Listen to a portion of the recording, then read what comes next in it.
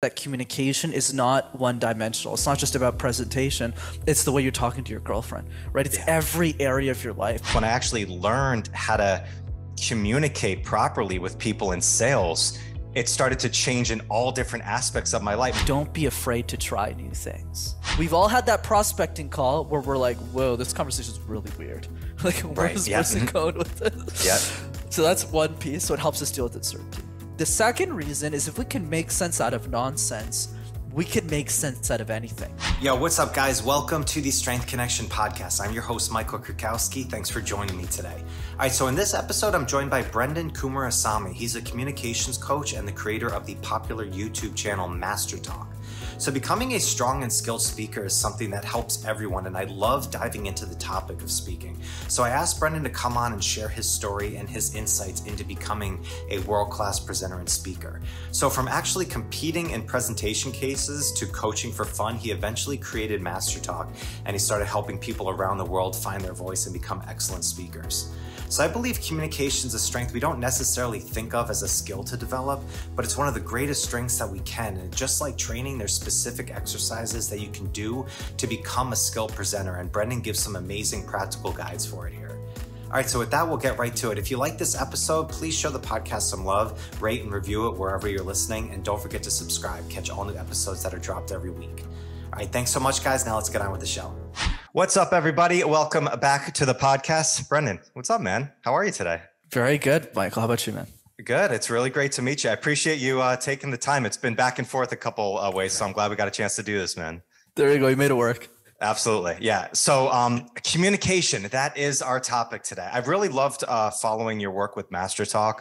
I think communication and articulation and speaking, it's such something that I think we all understand is important, but don't realize that it's a skill that you can develop just like anything. And, it's funny.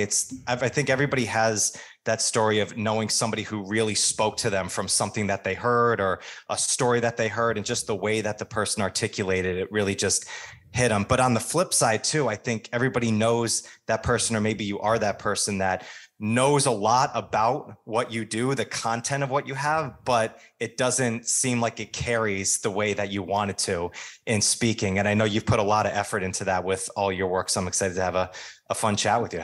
I appreciate it, man. I completely agree, right? Delivery is just as important as content. A lot of people miss the delivery side of the piece. No doubt, no doubt. So I want to start with this. So presentation case competitions, you did this for a bit. What is this? I know you did this quite a bit, and it kind of got you into this world of what you do now. What are these competitions? Absolutely, Michael. Think of it like professional sports for nerds. So all the guys my age are like playing rugby, or baseball. Because it's to your point, nobody knows what a case competition is. Mm-hmm. So it's like sports for nerds. So while other guys are playing basketball, I did presentations competitively. And the reason I did them wasn't because I had a passion for speaking. You would think with what I do today that I always had this passion. The truth is absolutely not. Mm-hmm. I did it to get a job. Because a lot of executives, they create these competitions, they sponsor them. And I saw it as my ticket out of poverty because my parents were factory workers. So I started doing them, but I accidentally grew an obsession and a love for them, which ended up leading to what I do today. Okay. So what is it like? Like what is a presentation case competition? How does it work? Absolutely. So let's think of it like this. Let's say me and you are on the same team. Mm-hmm. And Amazon's executives, they come out to this competition themselves. So literally the vice president, the SVP of Amazon will come to the competition, and they'll give us a 20-page document. They'll say, Michael, Brenden, I'm really struggling with where to open my next Amazon Go store. Should I open it in Seattle next? Should I open it in Los Angeles? I'm not sure. What do you think? So then me and you will read this document for like 3 hours, 4 hours. We'll figure out a solution. We'll create slides, financials. And then at the end of that 3 hour, we have to go back and present to the executives as if we were their consultants. So a lot of the times, people don't do a great job because they're in their 20s, right? Most of these kids. So they go, hi, SVP, my name is Brenden. They're bad. And then our teams would go in and just smash it. Ever since I was a kid, I always loved Amazon. So the people that they really like, they give job offers to. So that's how these things are. Yeah. Oh, that's really cool. I mean, it's such a life skill of your building in right there. I mean, that's the thing when you're young, it's like, how do you develop these skills that really are going to equate into life? So this is kind of giving you that project being like, dazzle me, sell me. It sounds like that's kind of what it is. You got it. You got it. And then as time went on, I just fell in love with them because I started winning them, but I also started losing them, and I hate losing. So I just started focusing, and I didn't even care about the job anymore because I landed the job I wanted. Everybody who does case competition gets a job at the end of it. Okay. So I was more focused on like, how do I win more of these things? Think of me as the Michael Jordan that nobody cares about, where like Michael Jordan was like loved, right, and revered in basketball. I just was in a sport nobody really paid much attention to. Oh, there we go. Oh, gotcha. Yeah, the Michael Jordan of the presentation. No, that nobody cares about. That nobody cares about. Yeah, you got to add that part. Okay. What was it about the competitions and the art of speaking that really, seemed like, wow, this is something I really like to do? Was it kind of the thrill of competition is something that is very exciting to do, and when you win something, sometimes it kind of sparks, well, maybe I'm actually pretty good at this. Maybe I want to dive in even deeper. Was it kind of like that, or was it something about putting together the presentation that was really exciting to you? All of the above. And the only layer I'll add on top of that, Michael, is it gave me purpose. So when I entered my second year of case competitions, I was 20 years old, right? 20 or 21. And I became one of the executives who was running the program because it's a student-run program. And then I looked at the 80 students because it's really competitive. Probably 300-400 people apply for this. And it's a 2-3 round interview, and then we pick the top 80. Okay. And I looked at the team and I said, 20 of these guys are not really good at speaking. So let me just start coaching them. But back then, it wasn't about me saying, oh, I could turn this into a business. I literally have not been paid for the first 4 years of my coaching career because I just loved it. I didn't know it was a profession. Right. I have a great job waiting for me. So I started coaching them, and I just had so much fun in two angles. One, helping other people, which is, I guess, the PR thing to say. But the other part is I loved seeing them win.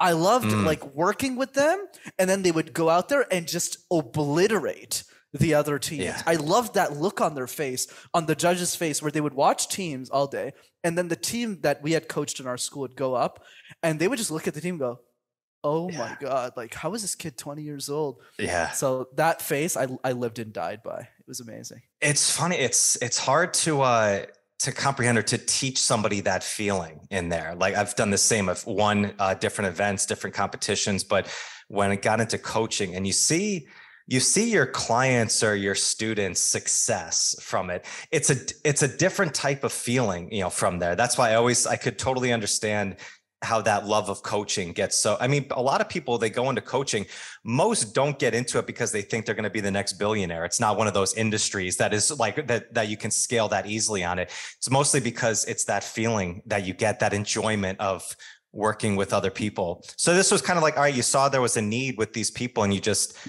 did you just go up to them and be like, hey, I can help you? Or did they reach out to you, first? How did that come about? Yeah, for sure, Michael. So the first 60 people I worked with in my career were all just students in case competition, never made $1 from it, never even thought it was a profession. I just had a lot of fun doing it, and I loved seeing them beat the other schools. But then in my last semester of college, Michael, one of the 60 people that I had coached asked me a question that changed the trajectory of my life. And the question was a simple one. How did you learn how to speak? And I just went, well, what do you mean? It was like, well, how did you learn? Like, did you hire a coach? Did you do Toastmasters? Did you watch a YouTube video on communicate? And I just laughed him out of the room. I was like, what are you talking about? I just self-taught and I figured it out. And then he planted a seed in my mind. And I just started watching YouTube videos on speaking. And I just felt that all of the advice they were sharing was wrong. I was like, that's not what worked with me. I didn't do it that way. And there was just so many conflicts that MasterTalk started literally as a joke. I just started making videos in my mother's basement. It still wasn't a business. And I was just making videos for fun while I was working my super cool 6-figure job at IBM. Okay. And it was only 9 months into the YouTube channel that I realized it was a business. Oh, wow. What were the things that you were hearing that just kind of seemed like, no, that's not what I learned? Like, what was the messages that you were seeing? I love that question. And it's crazy how I never get asked that. So I'm Really? glad that you did, Michael. Yeah. So a couple of pieces. The first one, and this is all the respect in the world, because obviously I had a lot bigger ego. I still have an ego, but it's a lot smaller today. But back then it was massive, right? The size of the You can't lose it completely, nor do you want to. I don't think so. Yeah, I agree. So I have a lot to learn from you in that regard. But the key was at the beginning of the journey, Michael, when I would watch these guys and gals give presentations, one, they were all academics.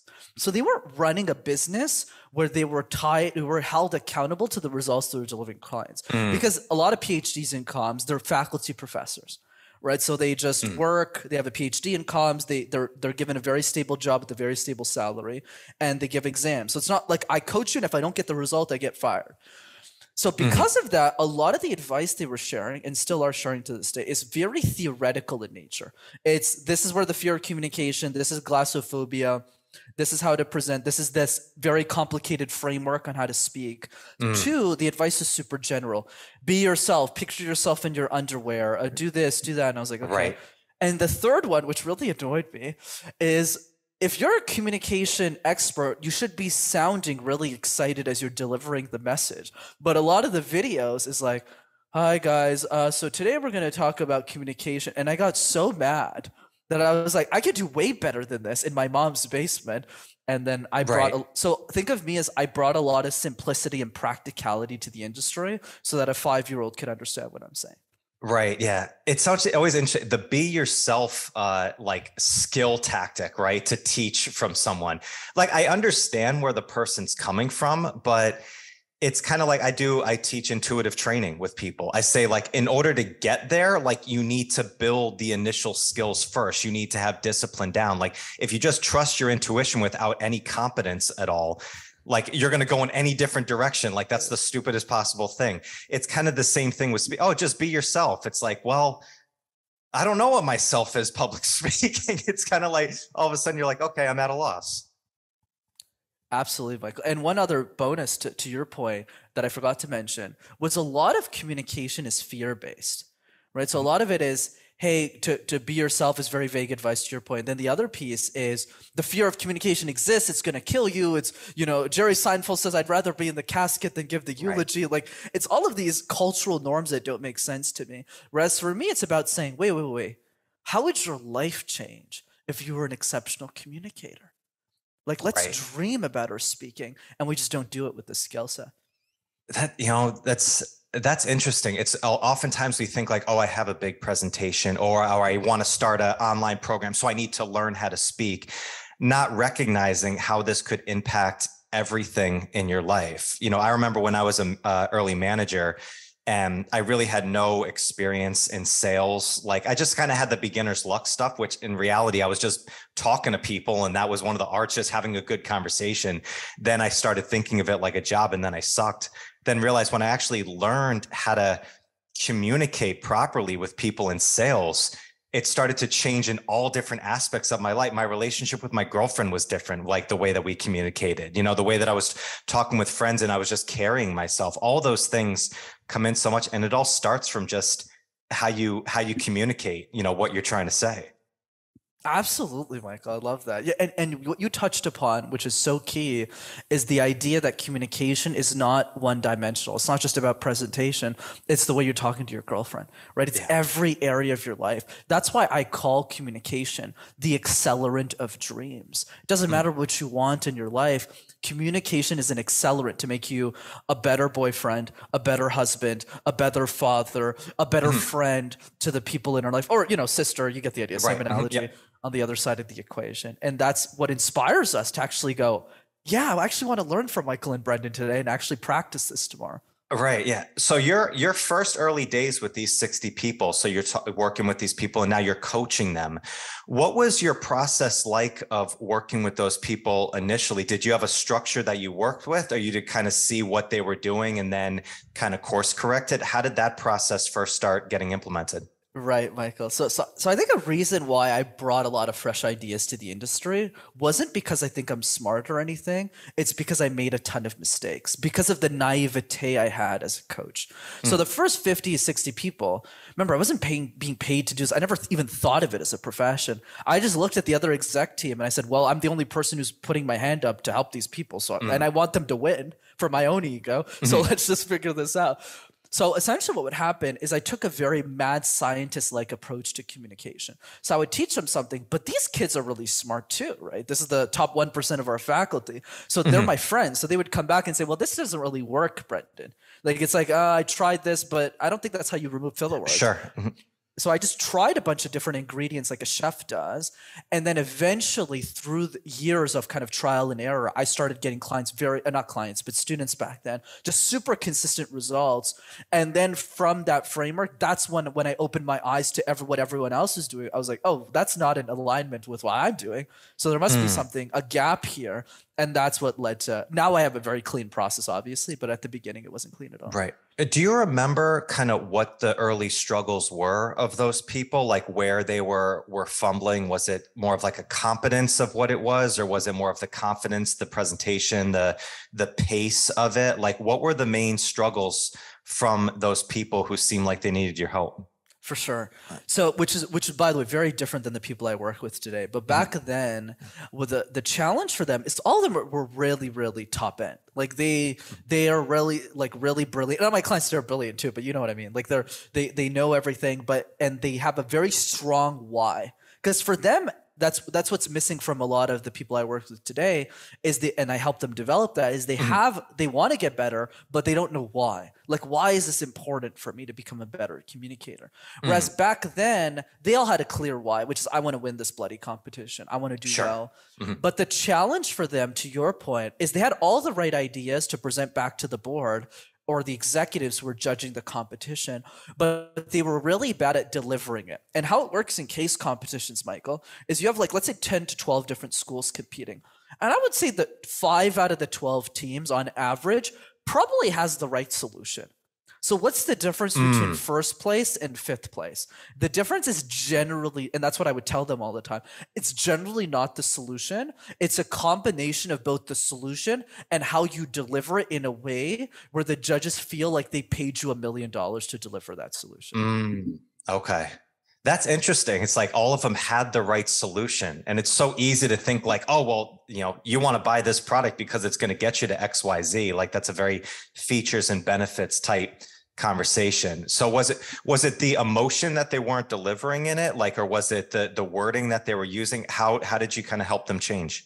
I love your curiosity, by the way. Nobody digs into this, which I think is amazing. So let me give you an example. So now I'm nerding out too, and I hope this is useful to your audience. Please geek out on it. So let's take Walmart as an example. They were a case sponsor 10 years ago, if my memory is correct. And I remember that presentation like it was yesterday, like just watching all the great teams from across the world, by the way. Literally people from around the world, like Australia, New Zealand, they literally fly out to Montreal just to give PowerPoint slides. So it's really fun and really odd for most people listening to this.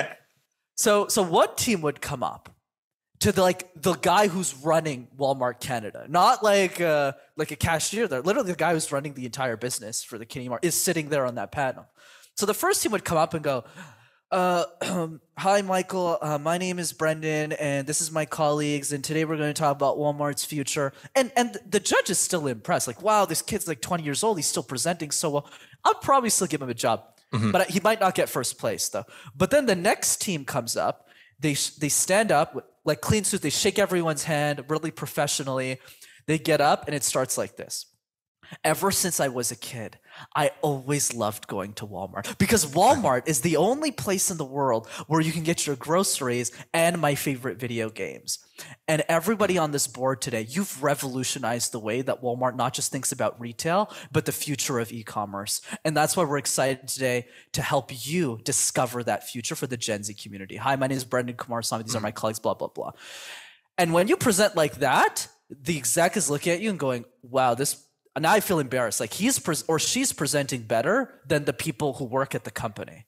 And that's the difference. That's such I felt that story. Like, you could just feel it so quickly right there before you do the introductions. It seems like it's so easy to get into just the natural path of hello, this is who I am. And versus you kick off and you just started with the story, from there. I think that's so, it's interesting because energy and enthusiasm is something that I think can often be construed as like one type of thing. It's like, I think there's great public speakers that jump all over the stage and they're really passionate about what they're doing and it comes out, but that's their natural personality. Where I've seen some speakers who can comfortably sit in a chair with their legs crossed and have every single person's ear just on them because they have a different type of way that they articulate, that energy out. So it always is interesting to see, like, I think it probably, if there's a commonality between the personalities on it, it's probably just the authenticity of how you deliver that. That's got to be like that's got to be one of the biggest things when you first work with somebody. Absolutely, Michael. And the way I think about this, and one side note I'll give, I was so obsessed in cases that I would do things that would scare the other contestants. Like one case I remember that was really funny is in front with a Japanese supplier. And I went in front and I literally gave the introduction in Japanese. And it freaked everyone else. They were like, what? I don't speak Japanese fluently. I just went on the internet and I started translating. I was practicing in Japanese. And the judge was freaking out. He's like, whoa, this is so cool. Wow. So this is what I call audience obsessiveness. But the other piece which builds into your idea of authenticity, to keep it simple, bringing back to simplicity and practicality that I brought to the field, is for me, communication is like juggling 18 balls at the same time. Right. So one of those balls is smiling. One of them is eye contact. One of them is vocal variety and pacing. And for me, the game has always been learn to juggle one ball at a time until you're able to juggle all of them. And that's really the frame that I bring to that conversation. That's beautiful. I love the analogy of juggling. I've used that with the difference between balance and harmony. People always say, like, you need that balance of everything. And I was like, if you equate that, that's like juggling. You throw all the balls up at the same time. It's like, well, then they're all going to fall at the same time. Where harmony is one's up while one's coming down, and you're juggling them. You're working all of them together. That can equate directly in with communicate. One of the videos I love that you put out was about kind of using silence in that as one of those characteristics, and it's like, that's one of the things that you're kind of juggling at one time. It seems that novice or amateur or maybe nervous public speakers of getting in, like, they speak so quickly, so fast, like think they want to get all the information out, when in reality, like, that distinct pause could be like one of the most captivating things as far as like delivering and articulating your point. Absolutely, Michael. And the pause is really key because it helps us emphasize key ideas of our message. And the way that I teach this to people, which is really simple, is to begin with, why do we say filler words in the first place? Because when we know how to pause, we also say less ums and ahs. So both of those things are intertwined. And the reason we do that is to buy ourselves time. So let's say we're in a meeting, we're in a boardroom, we're in a presentation, or in a podcast, and you ask me a question, I go, what I'm doing is I'm buying myself time to think. Right. Mm-hmm. So now what do the best communicators do? They do exactly what you just mentioned, which is they pause, not just to draw key points of their message, but they also pause to remove their filler words and buy themselves time. So that one skill set, mastering that, serves a multitude of purposes, which brings me to the last point. How do we practice pausing in a way that gets us really good, really fast? I don't think your audience will implement this, but if they do, they'll get results really quickly.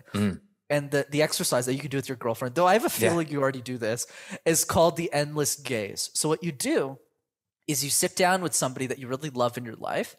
If you do it with strangers, bonus point, and you stare into their eyes for 3 minutes without saying a single word. And what happens is you learn the ability to pause for a very long period of time. So when you need to pause to draw emphasis in a presentation for like 2 to 3 seconds, it's very easy for you to do that. Okay. That's it. Why 3 minutes? Just because it's uncomfortable. There's no real, like, I could do like 10, 15 minutes, but I would never say that to people because it'll freak them out. Like what I do in person, let's say when I'm facilitating a workop for fun, if I'm in the mood, I'll literally pause for 3 minutes and I'll just stare at people and smile, and it freaks people out. Yeah. Just because I can do it. But the challenge is 3 minutes is like a good starting point. When you do that and you go back to 3 seconds or 2 seconds, it's just very easy and natural for you to do that. That's so interesting. Yeah, it's funny. I just came back from a summit, some of the best speakers I've connected with recently. And one of the guys who owns the company Metaplexus, who's coming on the podcast soon, Adam. And when he first came up, and he just, for a good solid 60 seconds, didn't say anything. He was just looking at everybody, and you could hear a pin drop in there. So by the time he started speaking and he was telling his story about how he developed and built this, he had everybody's ears on him at once. And I'm going to ask him about it. He might have just been very emotionally just overtaken because he's built a great business over the last, year and change. But I was like, wow, like that was so powerful of just not having to jump in right away and be like, hey guys, how's everybody doing? He just sat back and just took everything in. And it was almost like to that uncomfortable moment of pause and silence, but it was so effective and so powerful. And I thought in my head, I was like, yeah, this is something that I want to work on a little bit more. Cause I love speaking. I love articulating, but just taking that time and just being a little bit more present, a little bit more silence. And I think it could be so powerful for people. Absolutely. And you already do it pretty well, I would say. So I don't think you have to work on it too much. Oh, thank you. Appreciate it. So you said the people that you work with now and work in, they have some different struggles than when you first worked with people before. What are the differentiations now of people that are coming to you and they're seeking your help and your advice? What are the main challenges that they have in developing their public speaking? For sure, Michael. I would say the big missing piece between all of them, because communication coaching is a mixed bag. So some of them are big CEOs of companies and they want to show up better for their employees. Somebody else is a senior level executive, but they just can't get that promotion that they're looking for at work. They're stuck in their careers because of their communication. Somebody else is a coach, right? Who's really good at delivering the service, but isn't good at giving webinars, getting people enrolled into their offer, and really creating that conviction in who they are to say, hey, buy from me. I'm the person who's going to solve your problem. But despite all of that mixed bag, the key really brings back to a lack of structure. So let's say when we're trying to learn, let's say going to the gym, right? Getting fit. So we go to a personal trainer and we ask them, hey, Michael, you're not a personal trainer, but you know what I mean? Like, I was, many years awesome. I did. Yes. There you go. That's awesome. Right. So diet plans, calorie counting, and the personal trainer just looks at it and goes, do you walk 15 minutes a day? And they go like, no, why does that matter? Right. So we don't focus on step one. But the problem in communication is those steps aren't outlined. So the structure is hard. So of course I'm going to share that today. Please, yeah. Which is what are the 3 easiest balls to juggle? And it's true for everybody who's listening. I don't care if you're a coach, an entrepreneur, CEO, focus on those 3 balls. So let's start with ball number 1. Right before, I'm just going to interrupt you for a sec. Please. So with the people, because there's always this thought, kind of like the Jerry Seinfeld joke about fear of public speaking, which it's a hilarious joke.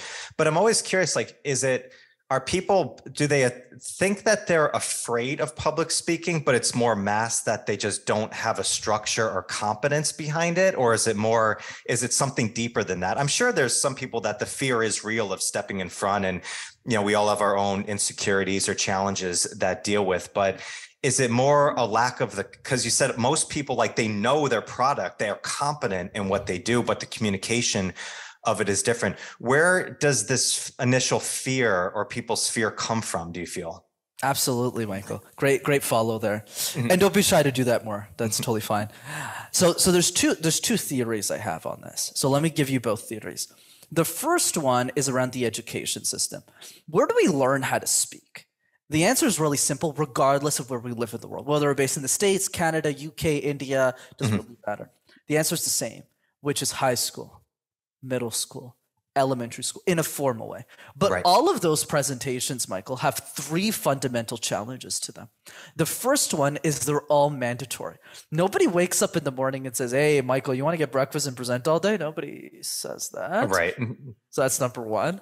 The second big challenge is you're never presenting something you actually care about. So it's never, hey, Michael, what are you passionate about? I see you like art. I see you reading books. You're passionate about coaching. You love media, interviewing people. Do you want to give a presentation about that? Well, I'll clap for you. That's not how the education system works. It's, by the way, Michael and Brenden, you got to give a presentation on the Renaissance. And you're like, what is that? And then you have to give a presentation on Shakespearean poetry, and you don't have a say in it. And then the third piece, which is actually the worst thing of all, when you really think about it like this, you go, why do we even do this to our children? The third challenge is every single presentation, Michael, 100% of them are tied to a punishment.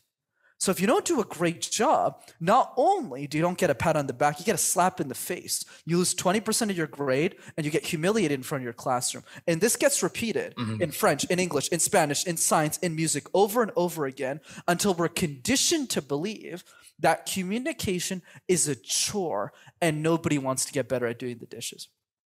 That is really, it's so interesting. It's so it's like common sense. It feels like absolutely, like that's where it starts from, but it's not something I ever thought of before. It does. It feels, I remember those early presentations that you had to give, and it was a mandatory thing. You had to do it for a grade, and it was something that most often you don't really have a passionate interest in. It's just some topic that we were given in school. So what do you default to? You just default to the facts, and then you just present those out. And as long as you got the facts right, you get your claps, and then you get your grade, and then you're like, whew, thank God that's over. I don't have to do that again.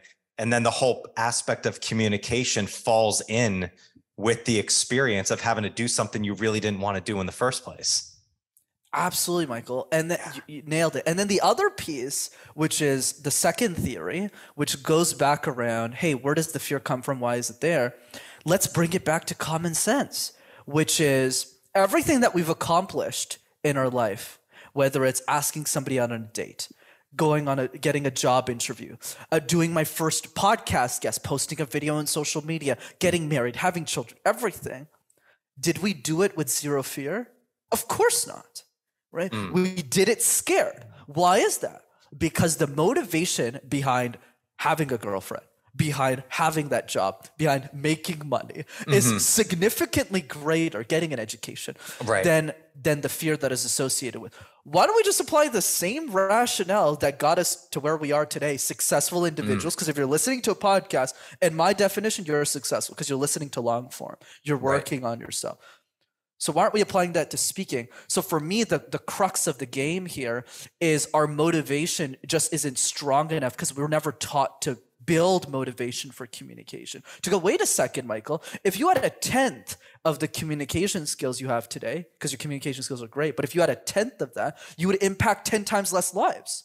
But because your communication's so good, not only can you share great stories on a podcast, but you also inspire the people you work with to get to that next level because they believe in what you're doing. But we don't focus on that side of the equation.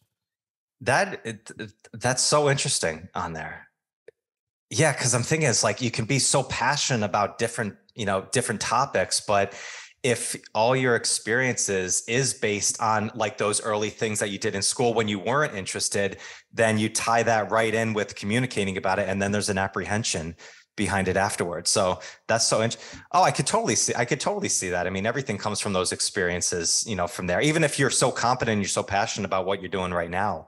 You get in. So do you talk about that with people, kind of about their previous experiences with public speaking when you first meet them to see if you kind of need to untangle some of these kind of self-limiting beliefs?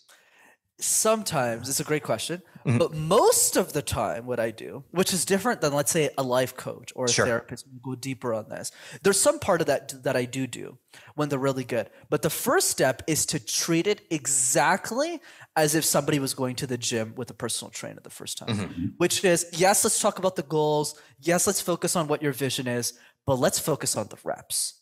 Because if you do the reps and you lose, let's assume weight loss, not in our case, but let's assume, right? And if we lost 5 pounds, it's like, you don't even need me to do deep work. You're already convinced because the scale is showing a lower number. Right. So it is 100% factual now that you can get better. And there's still going to be some inner work, but that solves 80% of the game. So how does this now go back to the easy threes? I'll give you ball number one. I'll throw the ball back to you. Perfect. So we can just go back and forth. So ball number one is, I don't even care how nervous they are. And by the way, I don't mean it that way. So I'll acknowledge the fear, but I'll just say something like, how about we just did the random word exercise and see what happens, which is ball one. So you pick a word like phone or eyes or house or wife or book, create like random words, and you create random presentations out of thin air on the spot behind that word. So there's two purposes to this exercise, Michael. One is to help us deal with uncertainty because life is filled with it, right? Like you said, there's a lot of coaches listening to this. We've all had that prospecting call where we're like, whoa, this conversation is really weird. Like, where's this person going with this? So that's one piece. So it helps us deal with uncertainty. The second reason is if we can make sense out of nonsense, we can make sense out of anything. So if we could talk about avocado toast for 30 seconds, when it comes to our offer or what we're selling or communication in general, when it's something we know, it's very easy. But the key here, and I'll throw it back to you, is the first time somebody does this exercise, they always tell me this: I can't do it. there's no way I could do that. Like, what are you talking about? Like, I always prepare for president. And so why don't you try plant? And then they obviously do it. And then I just asked them a simple question. I go, Michael, what else is possible for your communication skills? And they go, well, Brenden, I guess I could do this 10 more times. They do it 10 more times. Then I go, what else is possible? And they're like, I think I could do this 25 times. And I go, no. You're going to do it 100 times in the next 2 weeks. They go, what? I go, yeah, which is 5 times a day for 3 weeks. It's actually not that long. But then when they hit 100, I go, what was better, the first time or the 100th? They go, I'm so good at this now, I could do this in my sleep. Right. And then the last piece is I go, what else is possible with your communication skills? And they look at me, dead in the eyes, they go, anything. And I go, that's the point. That's it. So it's getting the reps in. Yeah. Just getting. That's interesting of just the word. I remember, I'm sure you've done it a million times before too with improv, like the yes and game of just like, you need to keep going. And it is the first time you go through it, you just, you crunch up and you're just like, I can't do this. Like you're just, cause you're in that just little bound nature of that thought process right there. Then once you get it a couple different times and you just get rolling, when you have the random word, like with the presentation, is it just like a quick, like 2-minute presentation? You're saying it's just kind of like speak whatever, is speak with enthusiasm. How does that actually work? Absolutely, Michael. So what I always like to say, and I'm happy to demonstrate if you want me to, but the main idea here is we don't get points for doing it well. We get points for doing it a lot. So the reason I always push back on this question, not because it's a bad question, it's because people are always looking for that A+ from the teacher. How do I do this exactly right so that Brenden gives me a pat on the back? Because that's what we're conditioned to do. Whereas for me, it's more about saying it could be 30 seconds, it could be 45 seconds. The reason I'm good at it isn't because I'm this brilliant guy who does the random word exercise, and because I created all this stuff. It's because I've done it 3,000 times. Gotcha. That's why I'm good at it. So don't logically think through it creatively. Yes. Okay. So if you could example that, because I'm just curious about this, like if we were going to say like avocado toast out there and you were going to jump on that, like how would that work? Absolutely. I'll demonstrate right now. And for those who are listening to this, Michael did not give me that word. He's literally just pulling that for what I just said, which sounds something like this. It was 2019 and I was in Columbus, Ohio for Lewis House's event, Summit of Greatness, Michael. And I'm walking after a nice workout with all the other participants. And somebody told me that there's this great breakfast spot nearby that we should all check out. So I go to it expecting that I'm going to order eggs and bacon and bread like everybody else does. And I realized in this restaurant, Michael, that they don't sell that. They actually only sell 2 things. The first one is organic juice, which is like $9, which is $9 more than what I had. And the second thing that they had was avocado toast. And I was like, who would buy avocado toast? Like $10. But you know what? I was feeling inspired that day. So I took $19 out of my pocket and I bought avocado toast and the organic juice. And boy, was it amazing. I never knew that avocado toast could taste this good. So what's the lesson? The lesson, Michael, is don't be afraid to try new things. Yeah. And it's not about avocado toast. Yeah. It's about the little things in your life that you're scared of, that you're running away from. So yeah, just go take a bite and give it a try. That's it. That's freaking awesome, dude. There's so many little nuggets that you gave in there. Like you're at a Lewis House Summit. Okay. So you're like focused on this. Oh, you're around other people. Oh, it's something that only 2 things in the restaurant. There's so many little things that you can put yourself into that story, like getting the avocado toast with you. I think that's so great. I think that that's one of the cool things about communication and articulating that message is when you can step into the person's story with them. I think that's why people love podcasts so much. I know I do, because you feel like you jump into the room, like people are having this conversation with us, going back and forth. They're thinking of their responses as you go. And that's why so many people have built these big platforms on podcasting all the time. That's so cool. Okay. So random word exercise. That's beautiful. So that's number 1. What's number 2? Right. And just the small buildup on number 1 is the best way to do this is in the shower, because everyone's got 15 minutes there that you're not doing anything in. If you have children, for those of you listening to this who do that with them, because they're a greatest teacher. Or a niece or a nephew. If you give this to a 9-year-old, they don't sit down with you and go, Michael, I'd love for us to have a 30-minute conversation around the fear of judgment. They just go, bacon is what my mom gave me this morning and it was really good. And they just do the exercise. So that's number 1. Number 2 is the question drill, Michael. We get asked questions all the time in our life. School, work, podcasting, sales calls, right, as a coach. But most of us are reactive to those questions. We're not proactive. Meaning, a few years ago when I started guesting on podcasts, I sucked. I remember some guy asked me the exact same question you did.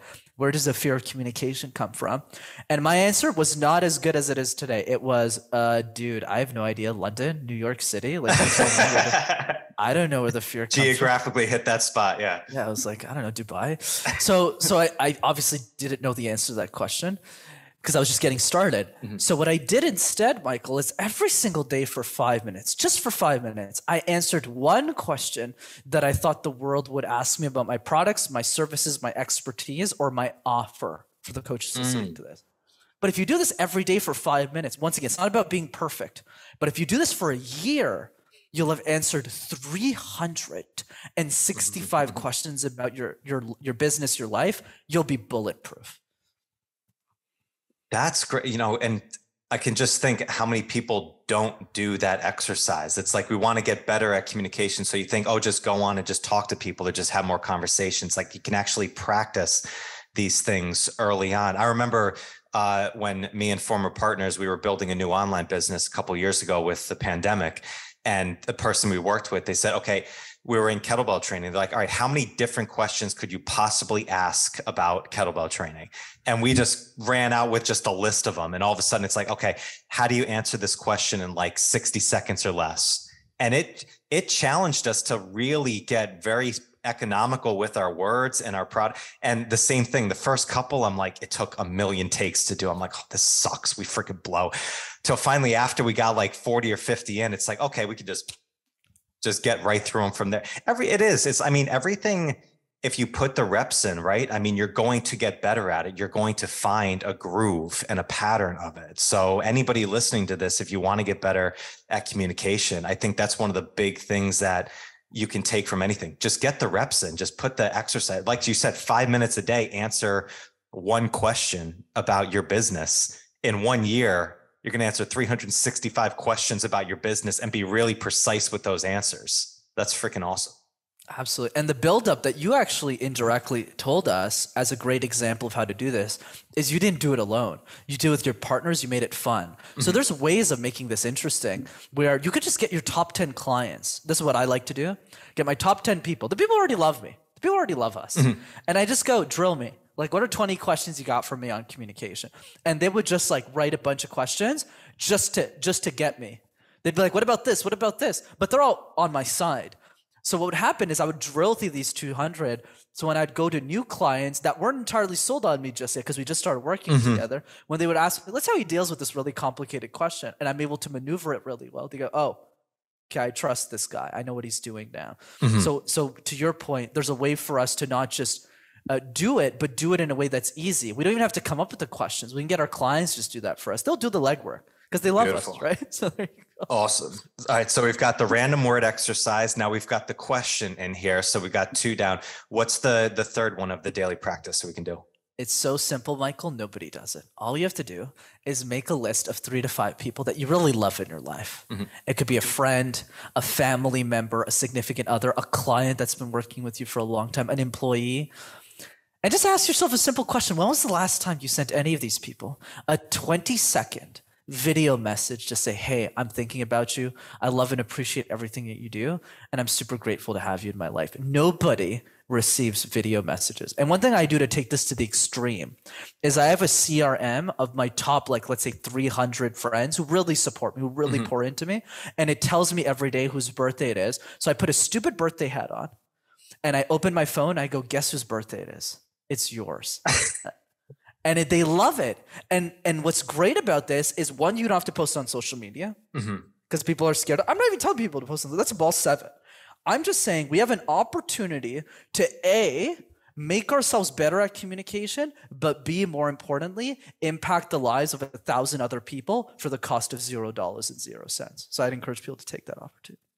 It's that little thing that you can do, but I have a couple of people that are in my head right now that we do video messages back and forth and instead of just texting over, it's always just like a quick video message response over.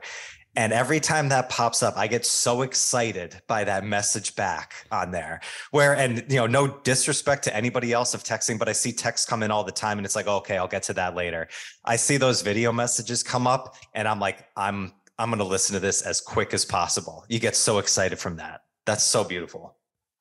Absolutely. Which brings me to ball number 4, which is the most important one. The best way to speak is to speak. Here's the mistake that the audience is making right now, Michael.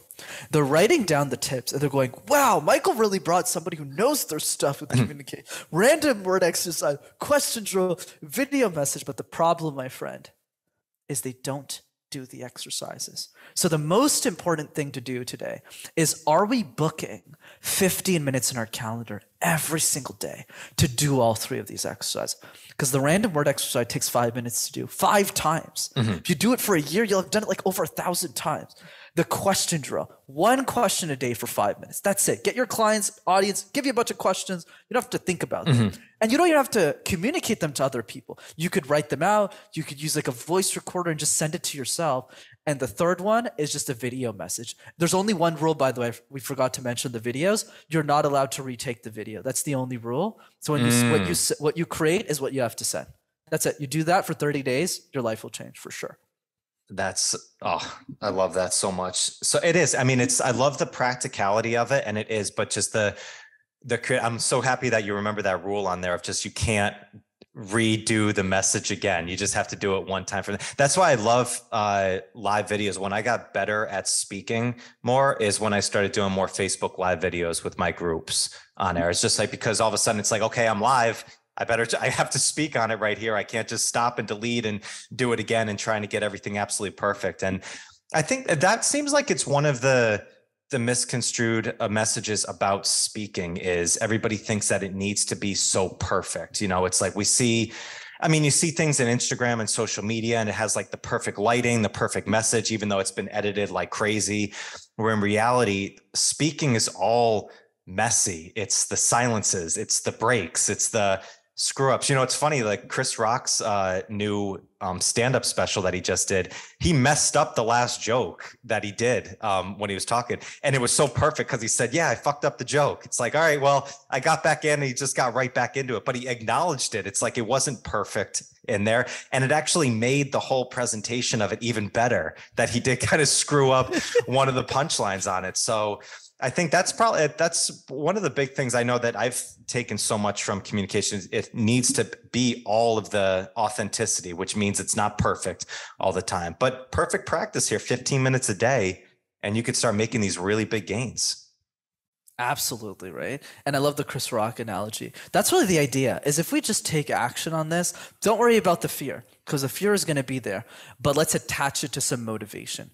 That's why I encourage people to reflect on that question. How would my life change if I was a great communicator? And the answer is different for all of us, but find yours and use that as the fuel, as the fire to really do those 3 things on a daily basis. And you'll get the result for sure. Awesome, man. Brenden, dude, this has been an absolute blast connecting with you. So this has been great. I love this, not only the work that you're doing with MasterTalk, but the simplicity of the steps that you're doing and from the journey that you've had of getting here. Like, I mean, you've practiced what you preached since you started this. So I really appreciate you taking the time and jumping on today, man. The pleasure and honor was absolutely mine, Michael. Thanks for having me. Absolutely. If people want to check more of your work out, consume more of your content, all that good stuff, where's the best place that we can direct them? Absolutely. So 2 ways to keep in touch. The first one is, of course, the YouTube channel. Just type MasterTalk in one word. You'll have access to hundreds of free videos on how to speak. And the second way to keep in touch is I do a free communication workshop over Zoom that's live that you can join every 2 weeks. 8-year-old kids join this call. CEOs of big companies join this call. Everyone's invited. So if you want to register, go to rockstarcommunicator.com and just register for the next one. Beautiful. We'll put those all in the show notes for you guys. Brenden, dude, you're awesome, brother. Appreciate it. So likewise, listeners, thank you so much. We'll catch you on the next one. Peace. Thank you so much for joining me today. I hope you found some great value here. And if you like this episode, please drop a comment and leave us a 5-star rating and review. It does more to build the show than you can imagine. And do not forget to check out and join the Strength Connection Facebook group. In this group, I share the biggest takeaways and lessons from these amazing conversations, as well as training and strength tips for pursuing mastery and fulfillment in life. This group is filled with individuals looking to take full control over their strength, and it's the perfect space to explore new ideas and to share your journey. And you'll also get exclusive access to these Strength Connection Mastery seminars. It's a deep dive into the physical, mental, and spiritual training that you can begin using immediately. So do not wait, go now. Seriously, go. All right, much love to you. Thank you so much, and I'll catch you on the next one.